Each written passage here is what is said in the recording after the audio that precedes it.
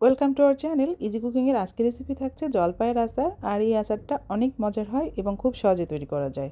আমার মেয়ের খুবই পছন্দ জলপাইয়ের আচার, আর সে তার বাবাকে দিয়ে আনিয়েছে তার জন্য স্পেশাল এই আচারটা তৈরি করার জন্য। আর এই আচারটা তৈরি করার জন্য আমি এখানে প্যানে সামান্য পরিমাণ তেল দিয়ে এর মধ্যে রসুন কুচি দিয়ে নিচ্ছি।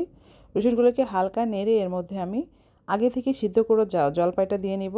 জলপাইটা আমি লবণ হলুদ দিয়ে আগে থেকে সিদ্ধ করে রেখে দিয়েছিলাম এবং দুই পাশ থেকে কেটে আমি বিচি সহ আচারটা তৈরি করছি। দুই পাশ থেকে কেটে বিচি সহ আমি লবণ হলুদ দিয়ে সিদ্ধ করে নিয়েছি, তবে খুব বেশি নরম করে ফেলি নাই, সিদ্ধ হয়ে গেছে। সেই সময় এটাকে আমি নামিয়ে পানি ঝরিয়ে নিয়েছি। এর মধ্যে দিয়ে দিচ্ছি লবণ, চিলি ফ্লেক্স। এই আচারটা তৈরি করার জন্য আমি একটা মশলা তৈরি করেছিলাম, আর সেই মশলাটার মধ্যে ছিল ধনিয়া, এলাচ, দারুচিনি, পাঁচফোড়ন, জিরা।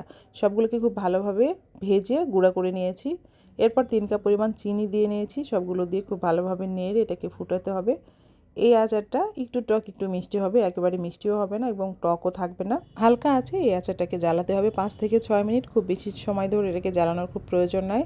আর এই শিরাটা যখন একটু আঠালো হয়ে আসবে তখনই নামিয়ে ফেলতে হবে, শিরাটাকে ঘন করার কোনো প্রয়োজন নেই। শিরাটা যখন আঠালো হয়ে আসবে ঠিক সেই সময় আমার সেই স্পেশাল মশলাটা আরও একবার দিয়ে নেব এবং 1-2 মিনিট পর্যন্ত নেড়ে এটাকে নামিয়ে ঠান্ডা করে বয়ামে ভরে সংরক্ষণ করব নর্মাল ফ্রিজে।